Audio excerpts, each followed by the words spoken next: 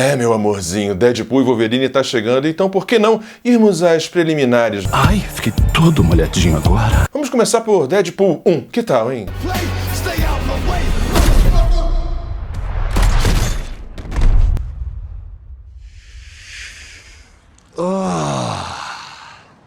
I'm touching myself tonight.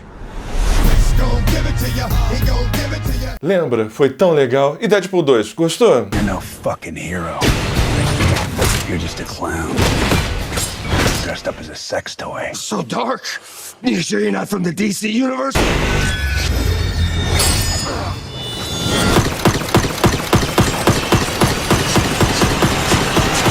Ooh! Yeah! Your bullets. They're really fast.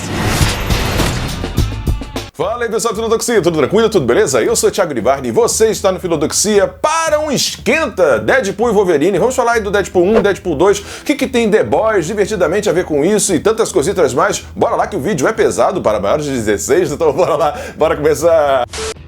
Este vídeo não é recomendado para menores de 16 anos. Eu quero começar aqui por uma metáfora, uma imagem mais interessante, mais suculenta aí, que é a questão do gozo. Sim, vamos trazer aí bastante Freud aí. Manadinho. Nada melhor do que o gozo coletivo, sim, gozarmos juntos, gozarmos gostosos. Então, nesse sentido, até a gente pode falar em felicidade em termos filosóficos e tal. A felicidade coletiva, a felicidade da polis é um gozo coletivo. Dentro do caso da cultura, da indústria cultural, temos aqui em Deadpool e Wolverine uma espécie de gozo coletivo que foi lá pré-ejaculado, digamos assim, lá no primeiro Deadpool. In case the other fell off. Falando de gozo, tem a canção da Madonna aqui, né? Like a Prayer, que quando você chama o meu nome, eu vou de joelhos, parece uma pequena prece. E tem uma imagem, que é uma imagem tão gostosa, que lembra essa coisa do gozo, né? Meninos são tão bobos. É disso que eu tô falando. Vamos nessa, porra! Vamos nessa, porra! Olha só que imagem poderosa. O gozo coletivo já dá pra gente trazer essa ideia de Freud. Sim, Freud aqui já dá pra gente começar a pensar aqui Deadpool dentro dessa perspectiva de Freud. E eu nem chamei a vinheta, então bora lá, vinheta do... Momento filosófico.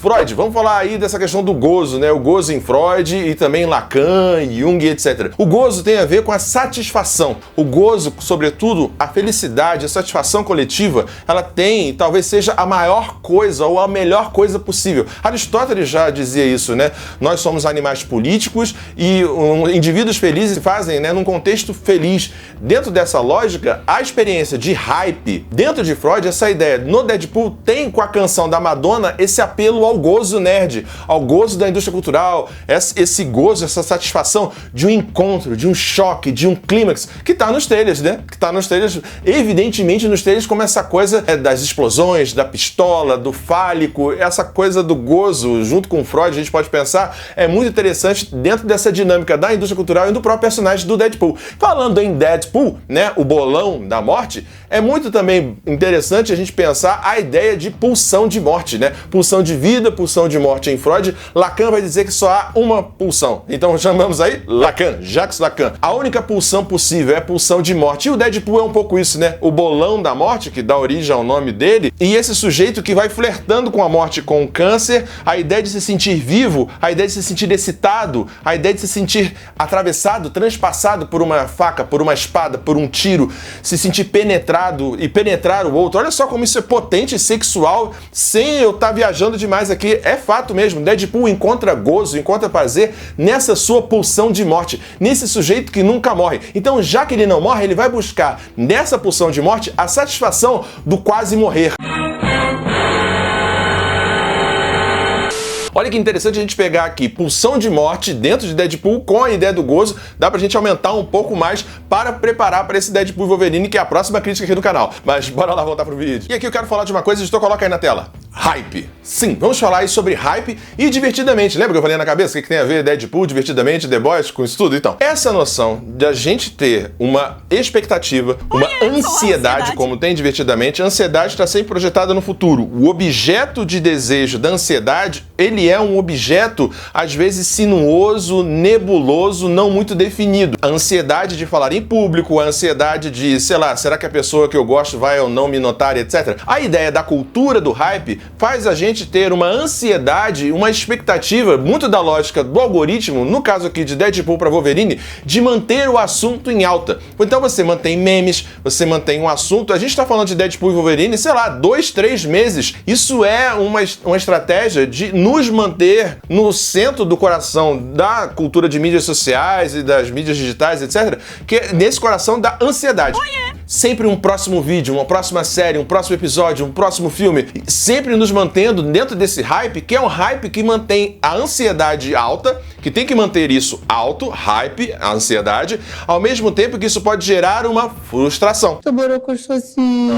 Mas, se o gozo for coletivo e baseado no carisma, no caso aqui de Hugh Jackman e Ryan Reynolds, é muito pouco provável que esse gozo coletivo ele se frustre, porque tem a ver com, pô, são caras legais, são pessoas legais, então é muito provável que a gente vá ter um feedback positivo aqui de Deadpool e Wolverine, muito por conta dessa questão do carisma trabalhado com hype e dessa gentileza, dessa camaradagem. Não é só um filme de Hollywood, são nossos amigos. Dá pra pegar essa ideia? E aqui nesse segundo capítulo eu quero falar de subversão. Sim, subversão.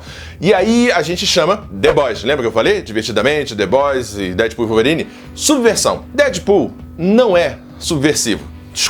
Desculpa, Nerdola. Falando em Nerdola, vamos falar dele daqui a pouco, né? Mas desculpa, não é subversivo. Deadpool, ele tem um público que eventualmente se perde, que é o público da quinta série. Deadpool fala de pau, buceta, peru, cu e etc. Deadpool é quinta série no nível hard. Ele não é subversivo. Subversivo tem a ver com eventuais, por exemplo, quando a gente usa o termo subversivo, é o termo usado na ditadura para falar daqueles que criticavam o governo, por exemplo, aqueles que subvertem a ordem do status quo vigente. E nesse sentido a gente chama The Boys. O último episódio da quarta temporada aí, e toda essa temporada que deixou os nerdolinhos chateados. Deixou os nerdolinhos tristes porque eles descobriram que são os fascistoides de merda, racistas, xenófobos, sexistas, etc. Dá uma olhada só nessa linhagem. Aliás, o nome do canal já é bem esquisito, né? Bem ariano. Linhagem Geek. Linhagem de ariano, de superior.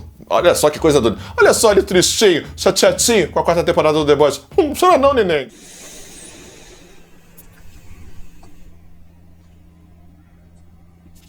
A gente já tinha repercutido, né? Olha, me surpreendeu de certa forma. E principalmente falando aqui de 2 personagens, tá? Destruídos em prol da Lacrate. O Capitão Pátria e o francês. Ah, que alegria, né? Ver Nerdola assim, né? Ah, meu Deus do céu. Mas falando nesse sentido de subversão, aí sim, The Boys é um tanto quanto mais subversivo.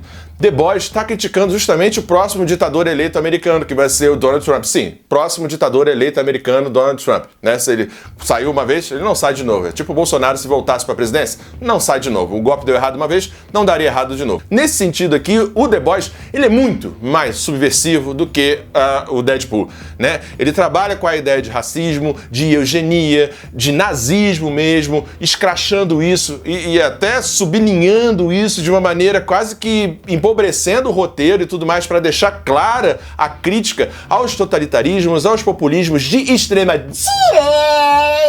direita, sim, direita, porque aí é na direita que você tem, sobretudo, esses ideais de xenofobia, de racismo e etc, etc. Tem aí questões históricas que a gente pode debater, com perseguição a gays e tal, em outros contextos mais à esquerda, mas no contexto geral de proteção do status quo, proteção do capital, do aparato militar, é extrema-direita, e aí, nesse sentido, The Boys é muito mais subversivo, irônico, satírico do que Deadpool, que é humorzinho adolescente, então é bom deixar isso claro, né? E como dizem alguns, mais vale um pequeno brincalhão, uma língua saliente e um dedo sapeca do que um grande bobalhão. Então vamos fazer aqui dois pequenininhos, 2 pockets reviews do Deadpool 1, do Deadpool 2, pra gente fechar esse vídeo aqui, esse bate-papo. E lembrando, se você tiver alguma ideia, alguma coisa, algum insight aí, deixa aí nos comentários. Nesse sentido, então, vamos fazer um pocket review pequenininho, gostosinho, mas muito saliente, do primeiro Deadpool com Tim Miller. Sim, Tim Miller, diretor, é aquela ideia de 3 filmes em um, né? Você tem um filme de origem, você tem um romance e você tem um filme de vingança, tudo junto, misturado. E a parte da vingança não funciona muito bem, aliás, é algo que não funciona muito bem, em geral, nos Deadpools até aqui. O antagonismo, né? Tudo meio genérico, né? Enfim, se fosse o Dr. Sinestro ali, né? A ideia da eugenia, do DNA e tal, mas é aquele vilão britânico, nada a ver, a capanga do cabelinho também, nada a ver, pra ter uma porradaria lá com Colossus e tal. Mas, no geral, o filme funciona bem e eu quero fazer um parênteses aqui, muito gostoso, muito saliente, muito delícia, para a nossa Morena Baccarin.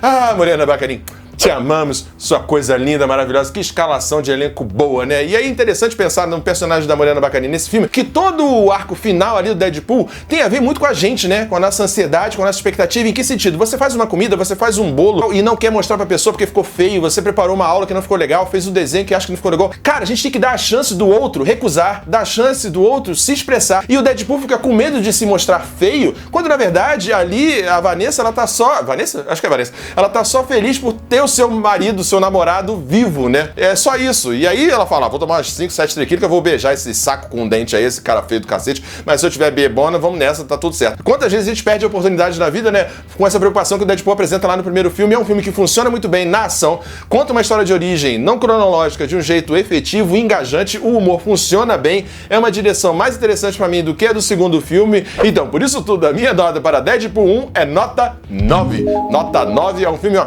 repetaculê. Vamos para o 2. Deadpool 2, David Leitch. Aí Atômica, né, John Wick e nem parece que é ele. Eita, que coisa esquisita, né? Só funciona em alguns momentos nas cenas de ação, alguns momentos. O antagonismo também. What the fuck, whatever, tem lá o Cable resmungando e tal, que talvez seja um pouco a dinâmica aqui do Deadpool com o Wolverine nesse novo filme que a gente vai assistir, a coisa do ranzinza e do falastrão e tal, etc. Mas é um filme que tem ali a ideia desse trauma, dele perder a mulher que ama, tem a coisa da família, tem a ideia dele ser um herói, entrar ou não pro X-Men, que tem um pouquinho lá no primeiro, mas aqui se desenvolve mais, e tem essa ideia dele resgatar uma criança interior, resgatar uma família, ou constituir a família que ele não constituiu com a Vanessa e tal. Aqui o filme já fica meio descambelado, né? Tem muitos set pieces, tem muitas partes ou sequências dentro do filme que parecem esquetes dentro do próprio filme e a costura não é muito boa. A Domino funciona muito bem, é um personagem muito bom, espero que volte eventualmente. O Cable, se souber fazer e aproveitar também, é um personagem bom. Mas então, por isso tudo, a minha nota para Deadpool 2, que é mais um esquete, uma fanfarra de vários amigos que não funciona tão bem quanto o primeiro e não tem o fator novidade, é nota